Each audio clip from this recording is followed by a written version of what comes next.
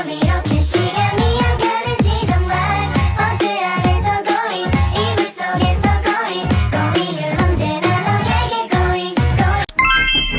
Assalamualaikum warahmatullahi wabarakatuh. Saya Cindy Marta Dilova dengan NIM 011 akan menjelaskan sedikit tentang konsep dasar gizi dengan mata kuliah ilmu gizi dan diet.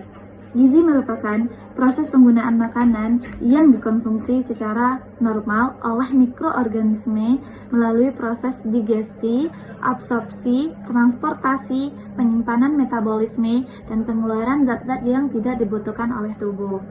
Nah, gizi terbagi atas dua bagian utama. Yang pertama ada makronatrium. Makronatrium sendiri adalah nutrisi yang dibutuhkan dalam jumlah besar di dalam tubuh sebagai sumber energi dan fungsi metabolisme. Nah, makronatrium ini meliputi karbohidrat sebagai sumber energi utama. Nah, jenis karbohidrat yang mungkin kita gunakan adalah nasi, sereal, buah-buahan, dan sayur-sayuran. Nah, selanjutnya ada protein. Nah, protein ini berfungsi sebagai pertumbuhan dan perbaikan jaringan. Nah, jenis protein yang mungkin bisa kita konsumsi adalah daging, ikan, telur, kacang-kacangan, dan biji-bijian. Lalu ada lemak. Nah, lemak ini sebagai sumber energi cadangan dan sangat penting dalam penyerapan vitamin di dalam tubuh.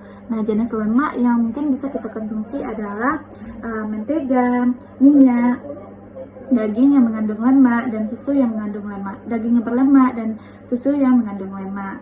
Lalu yang kedua itu ada mikronatrium. Nah, mikronatrium ini adalah nutrisi yang digunakan dalam jumlah kecil di dalam tubuh atau yang dibutuhkan dalam jumlah kecil di dalam tubuh, tetapi juga sangat penting sebagai fungsi tubuh secara optimal. Nah, ini mikronatrium ini meliputi ada vitamin dan mineral. Nah, vitamin dan mineral ini juga berfungsi sebagai pembentukan tulang, pengaturan denyut jantung, dan transportasi oksigen. Nah, vitamin yang bisa kita konsumsi adalah vitamin A, B, C, D, E, dan K. Lalu mineral yang bisa kita konsumsi adalah mineral, kalsium, magnesium, zat besi, dan seng. Lalu selanjutnya, akibat dari kekurangan gizi. Nah, akibat dari kekurangan gizi ini, kemungkinan makanan yang digunakan atau dikonsumsi itu kurang kuantitas dan kurang kualitas, yang dapat menyebabkan gangguan pada proses pertumbuhan, produksi energi, pertahanan tubuh, struktur dan fungsi otak, dan mungkin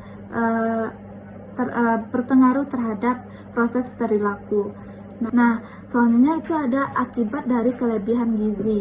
Nah, menyebabkan kegemukan dan obesitas. Nah, kelebihan energi yang disimpan di dalam jaringan di dalam tubuh ini akan menyebabkan kegemukan. Nah, kegemukan ini adalah salah satu faktor yang menyebabkan terjadinya beberapa penyakit degeneratif seperti hipertensi, diabetes mellitus, jantung koroner, hati, dan kandung empedu. Nah, itulah sedikit materi yang dapat saya jelaskan tentang konsep dasar gizi. Sekian dan terima kasih. Saya Cindy Marta Dilova dengan NIM 011 akan menjelaskan sedikit tentang kebutuhan gizi pada orang dewasa. Usia dewasa merupakan usia produktif yang membutuhkan zat gizi secara optimal untuk beraktivitas dan menjalankan kehidupan sehari-hari. Lalu, usia dewasa secara biologis itu adalah usia dalam periode pencapaian kematangan tubuh secara optimal dan kesiapan untuk bereproduksi. Sedangkan menurut psikologis, usia dewasa adalah periode pencapaian kematangan dan kedewasaan, ditandai dengan kestabilan emosi, sikap toleransi, optimis, dan realitas tinggi. Lalu menurut Harlock, pada tahun 1993, terdapat 3 periode usia dewasa, di mana usia dewasa muda itu dimulai dari umur 19 tahun sampai dengan 29 tahun. Lalu dewasa pertengahan itu dimulai dari umur 30 sampai dengan 49 tahun. Sedangkan dewasa tua itu dimulai dari 50 sampai dengan 64 tahun. Nah, dari 64 tahun ke atas itu disebut dengan lansia.